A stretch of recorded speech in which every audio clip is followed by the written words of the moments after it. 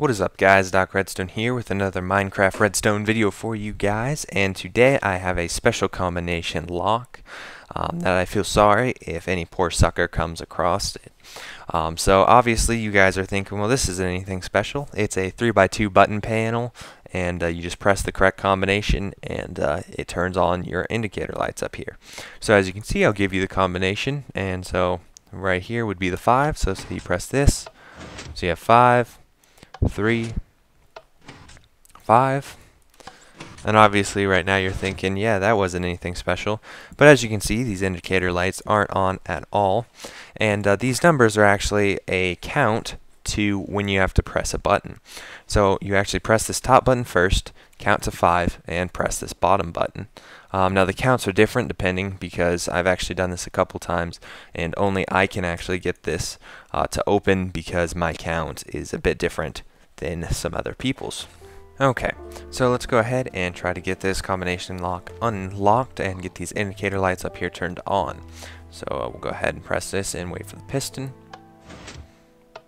1, 2, 3, 4, 5. And we'll press this guy. 1, 2, 3.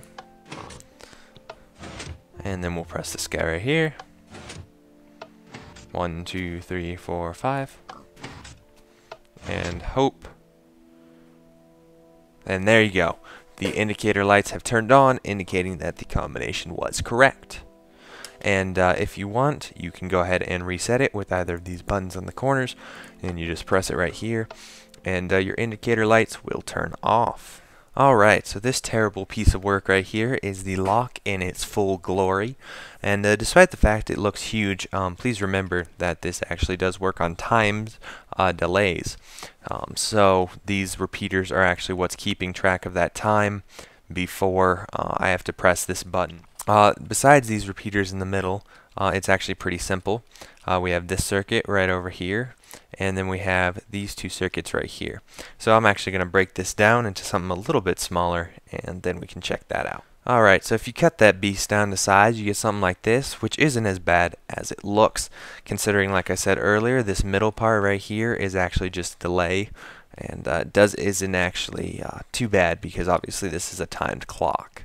So we have this circuit right here, this circuit down here, and we come over here and we have this whole circuit right here, and these are the main parts, and so if you ignore that middle part.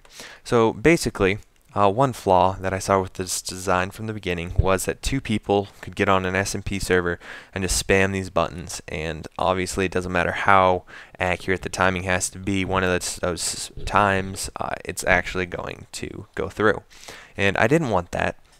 So basically, we'll watch this top circuit first, and if I spam this button right here, and actually we'll put one on the side, watch this repeater right here, and this repeater right there, and this piston head and block. So as you can see, no matter how many times I spam this button, you can see a pulse is not emitted to that second repeater. The piston just keeps its head, or that block, below its head pulled up, and nothing happened, and that was actually a small glitch. I've never seen that happen before.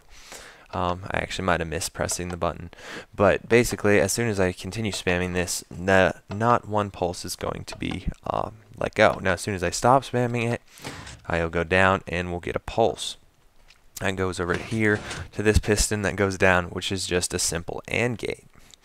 Now if I go over here and I press this bottom one, the first time I press it, it will extend and emit a pulse, but every time I spam it after that, a pulse is not emitted, and that's just another pulse spam blocker, whatever you want to call it. And that block's actually not needed. So anyway, those are the two first things. So that's how I fixed the ability for someone not to be able to spam it. So you could like have somebody spamming this one and then come spam this one, and no matter how accurate it is, as you can see, the clock, or it's not working. Now this right here, this piston that gets pushed down, is a simple AND gate.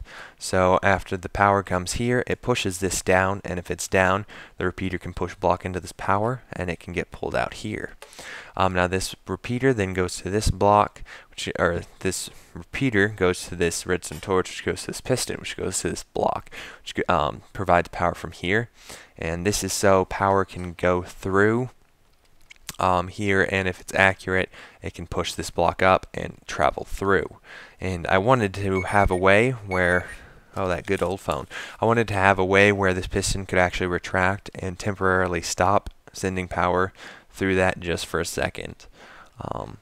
So that's why we use this design. And then if it's correct on the bottom part, we have power that goes through here, and then if the timing's correct as well, this torch will be still powering this block, and then this will actually get inverted and allowing this piston to be pulled up, allowing a pulse to travel through here, emitting a 1-tick pulse and pulling itself up, and then allowing this torch to be inverted where there will be a couple other torches on its side and connected to an AND gate. So anyway guys, that's this circuit, and I hope you found it all enjoyable and liked this video. It's been a long time since I've put out any redstone content like this, so I hope you all enjoyed. So anyway guys, thanks for watching. This has been Doc Redstone. Like always, please rate, please comment, please subscribe. Thanks guys. Peace out.